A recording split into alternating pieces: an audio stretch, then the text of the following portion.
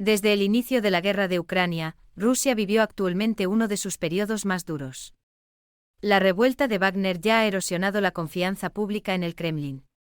El Ministerio de Defensa ruso y el gobierno de Moscú. Muchos rusos comenzaron a creer que Moscú estaba comenzando a explotar a sus militares. Como peones en Ucrania han aumentado las protestas y los disturbios contra el gobierno del presidente ruso Vladimir Putin. El escenario más reciente en Rusia es el hecho de que el número de soldados perdidos en el ejército ruso ha aumentado a proporciones insondables.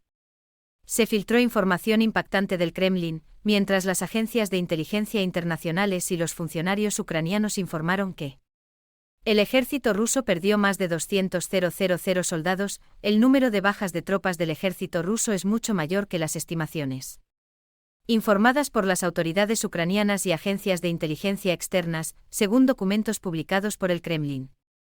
Examinemos juntos la información histórica proporcionada por estos importantes documentos. Documentos del Kremlin que se han filtrado afirma que el ejército ruso ya ha perdido más de 300.000 soldados en un gran conflicto con Ucrania. Según el conocido canal ruso Telegram General Sviar, la Federación Rusa ha perdido más de 300.000 soldados en su conflicto con Ucrania y poco más de un año y medio. Según el general Sviar, Vladimir Putin recibió información sobre estas pérdidas del Kremlin y esta información también fue difundida. Esta información, según fuentes rusas, actualmente no tienen fundamento, porque Kremlin ocultó el número real de muertes en batalla a sus propios ciudadanos. Por otro lado, el Estado Mayor de Ucrania publica números más modestos. Según los informes, el ejército ruso ha perdido 231.030 soldados en un conflicto total. Según la parte ucraniana, sin embargo, parece que la cifra de más de 300.000 bajas de soldados que se filtró desde el Kremlin está mucho más cerca de ser la cifra real. La desaparición de Vladimir Putin se anticipa por la información que se ha filtrado del Kremlin. Estas cifras podrían resultar en que Putin lo pierda todo. La filtración ha expuesto la deshonestidad de Putin, pero los ciudadanos y militares rusos que apoyan a Putin son cada vez más conscientes de la verdad.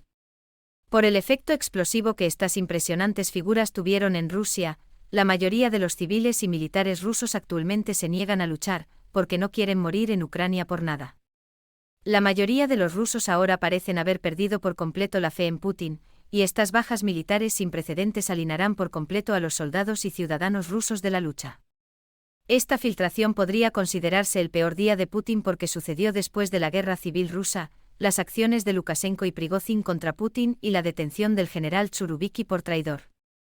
Moscú continúa la batalla y está dispuesta a perder muchos más soldados en ciertas líneas de frente, a pesar de las graves pérdidas militares del ejército ruso.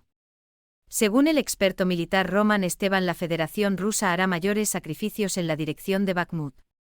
El ejército ruso perderá más soldados como resultado de que el gobierno ruso rechace las instrucciones de Kherson, e incluso de Zaporizhia para reforzar la defensa de Bakhmut.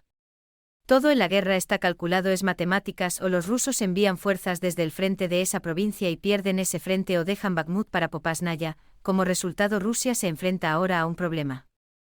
En este escenario, Rusia perderá el frente de Zaporizhia o retirará sus fuerzas. Perder Bakhmut es peor para los rusos que perder las direcciones de Zaporizhia y Kherson, debido a la captura informativa total de Rusia por parte de Bakhmut.